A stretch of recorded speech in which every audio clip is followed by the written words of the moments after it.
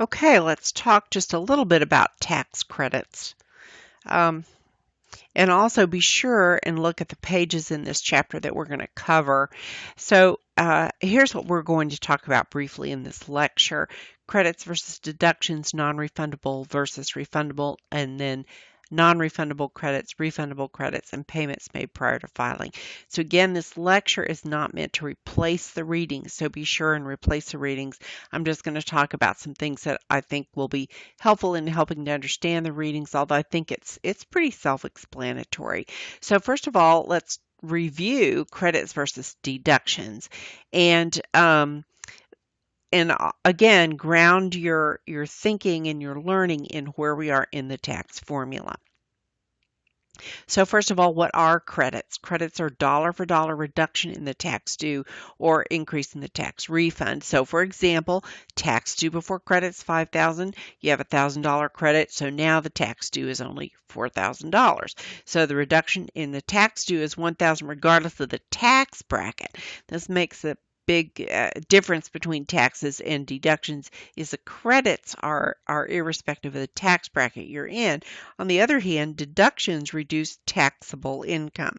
So taxable income before the $1,000 deduction, $50,000, you take a $1,000 deduction, now your taxable income is $49,000.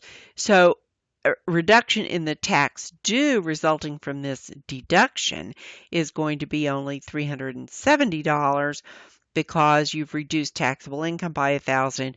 This person is in the 37% bracket. So we also have two categories of credits, non-refundable and refundable credits. So non-refundable credits, they can't generate a refund. Refundable credits can generate a refund. Okay, so here's an example of a non-refundable credit. Your tax liability is $6,000. You have a non-refundable credit of $7,000. Your tax due is only reduced to zero. You're not going to get a refund of that extra $1,000. On the other hand, with a refundable credit, you can get a refund of that $1,000 excess there. Okay, taxpayers can have both kinds of credits. So here we have a tax liability of $8,000 and non-refundable credit of $9,000. So now we are down to a subtotal of tax due of a zero. And now this person also has a refundable credit, and so this person will get a refund of $2,000. Or here we have tax liability of $10,000, non-refundable credit of $3,000. Now the tax liability or the tax due is down to $7,000. This person has a refundable credit of $1,000, so this takes the tax due down to $6,000. So here, refundable versus not was not an issue, but you can have both kinds. Okay, of the non-refundable credits, we're going to look at these credits in the course. Child and dependent care credit, education credits, child tax credit, and family tax credit. Those are the only four we're really going to look at for these non-refundable credits. Now, I think again that the information in the book is pretty self-explanatory, so I'm not going to go through it. The only thing I thought might be helpful to clarify is to give an example of education credits. And when you read, if you haven't already, we've got two types of education credit, the American Opportunity Credit and the Lifetime Learning Credit. Now, there's no double benefit, which means, basically it just means that if you get a benefit for some education thing, you can't get an additional benefit for the same thing, right? So here's our example one. We have qualified tuition and related expenses in this example of $10,000. Now, that was not all paid by the taxpayer in this example. $9,000 was paid by the scholarship. And so the amount eligible for any credit is just going to be $1,000. In other words, with the scholarship, you can't get the benefit of not paying it and then still get the benefit of getting a tax credit for it. Example 2, qualified tuition and related expenses, $10,000. Amount claimed is a business deduction, $9,000. So the amount eligible for the credit is $1,000. So again, no double deduction. You can't reduce your gross income by taking this as a business deduction and still be able to get an education credit for it. It makes sense. You just have to kind of watch out for it. And another example, qualified tuition and related expenses, $10,000, amount paid with Coverdell or Section 529 plan withdrawals, $9,000. Again, the amount eligible for the credit is $1,000.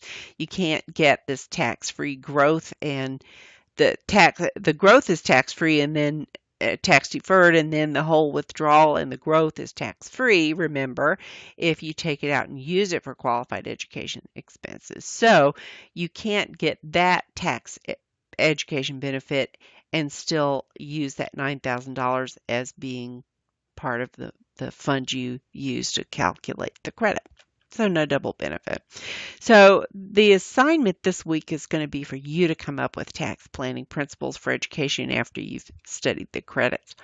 Just a small word about refundable credits.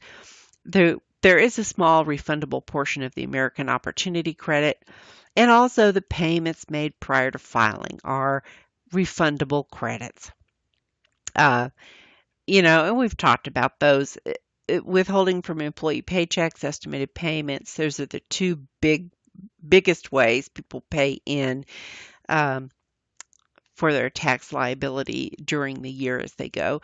There's also such thing as excess Social Security that you need to be aware of it.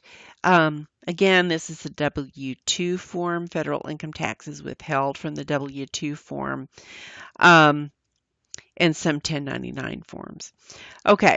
Here's an example. Omar is an employee, but he understands the time value of money. He decides to have no withholding of federal income tax from his paycheck throughout the year. He knows he will owe $10,000 with his return, but he's okay with that. He's going to keep the money in the savings account and earn interest on it all during the year.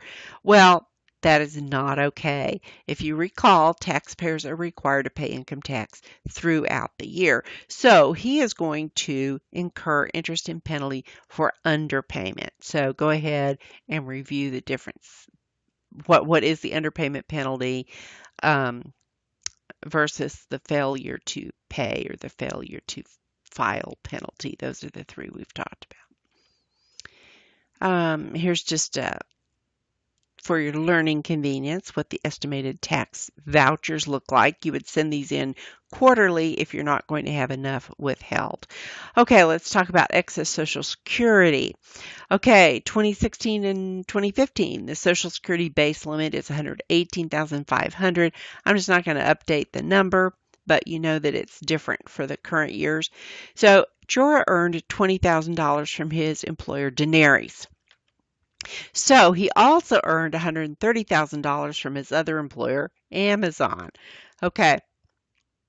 So this excess Social Security withholding occurs when people have two jobs.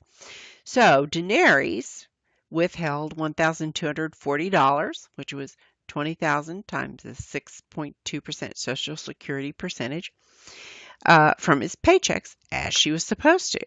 Amazon also withheld Social Security as they were supposed to, and Amazon withheld $7,347 in Social Security from his paychecks. That was his salary up to the base at 6.2%. So he had the $1,240 in excess Social Security withheld because this Social Security base is not the base per job. It's the base for all of your total earnings together. So he's got this excess Social Security and it will count toward payment of his federal income tax liability. So again, paying enough throughout the year to avoid an underpayment penalty. And if excess Social Security will be withheld, be sure to include it in payments toward the federal tax liability when you're estimating how much you need to have withheld.